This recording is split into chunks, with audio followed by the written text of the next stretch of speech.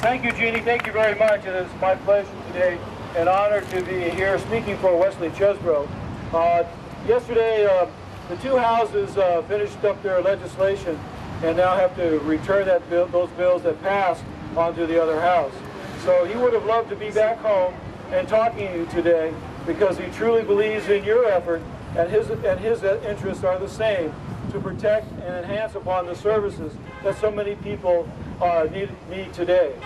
His words are, it's unconscionable, unethical, and immoral to balance the budgets of this great state on the backs of those who need it the most. The fact that we know there are revenues that can help support the situation, the fact that there is a 2/3 requirement that is required to pass on budgets, and the fact that we have a very difficult time negotiating among the parties just makes his job much more tougher. Now, he is the Select Committee Chair on Disabilities, and he was able to speak to this with the committee just a while ago. As well as last week, he spoke on the Capitol steps in recognition of the Olmstead decision, that Supreme Court decision that recognized two gallant women who brought about the challenges that said that anyone with disabilities that's unfair treated is being forgot the word, discriminated against. Thank you, Cindy. So he's standing there with you. He's going to put up the valiant fight, but he can't do it alone. So these rallies are very important. But you're also preaching to the choir. We need to get to those individual Republicans and Democrats that are not with us. You need to reach out to your family members and let them know what the struggle is. And we also have to let the governor know, if we can get those measures before him, that he has to support the folks with disabilities. So ladies and gentlemen, thank you for inviting us. And Wesley stands with you, as I said, and we appreciate all your very much hard work. Thank you again very much. Thank you, Cindy. Thanks, Cindy. I want to follow up on something that John was saying. First off, there's no champion like Assemblyman Chesbrough for the causes of our disabled citizens of California. Senator Wiggins stands right there behind Wes in his chairmanship of the committee, and on the Senate side, Pat is trying to do everything that she can. Again, to reiterate what John said, it is unconscionable that the state is forced to try to balance the budget on the backs of those who are least able to provide for themselves. And everything that we can do, that Pat can do, she will continue to try through this legislative session. Unfortunately, as you all know, these are challenging times for California.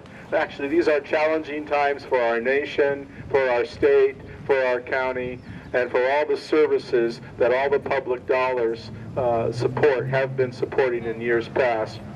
We are working hard to try to find solutions to coming up with the revenues that we've been losing for these past few years. And we have a roadblock and an impasse in Sacramento that we have not been able to overcome for the past 5 years. As John said, your efforts here today need to translate into letters to not just us, who, as John said, you're preaching to the choir, but also to their Republican colleagues, as well as the governor of the state of California, to let them know that there really are alternate approaches to raising revenues that are a more balanced approach and spread the hurt out more evenly among those to whom our state dollars go. So I'm just here to say we are with you, we support you, thank you for having this, and we'll continue your fight. Oh, one thing I wanted to add, for those of you who've been paying attention, a couple of more things now that I think about it. First off, Senator Wiggins has been taken with an illness, and this illness is forcing her to retire at the end of this session and not run again. And it is putting her in a context where she is in need of the types of services that many of you have been receiving for many years. And it's brought home even more strongly the importance of these services. So she's learned firsthand to be a big supporter. Lastly, it sometimes takes hitting the wall to bring out the best or the most action in all of us. And there are so many other people who are receiving services from the state who don't identify the common theme that's impacting all of you. That's our senior citizens as well as our disabled. It's our students, students in higher education. We need to break the silos, break the barriers of the silos. We need to see more of us out together as a single group with a large and loud voice of protest and concern. I think that voice has a chance to be heard more loudly. So again, thank you. We're here to support you. We will do what we can. Thank you, Zooey. I know everybody joins with me in wishing the best for Senator Wiggins. And also, I would like to remind everybody that we do have letters here for the Budget Conference Committee, which includes members of both parties.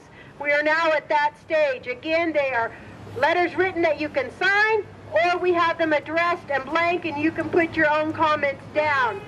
We have two more speakers. Our next one is Mr. John Anderson. John is involved in a lot of activities, and one of them is our Eureka Accessibility Action Committee, which you can all join.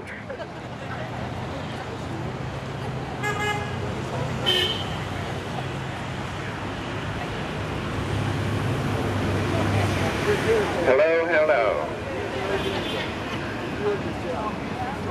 What a second dilemma we are all facing.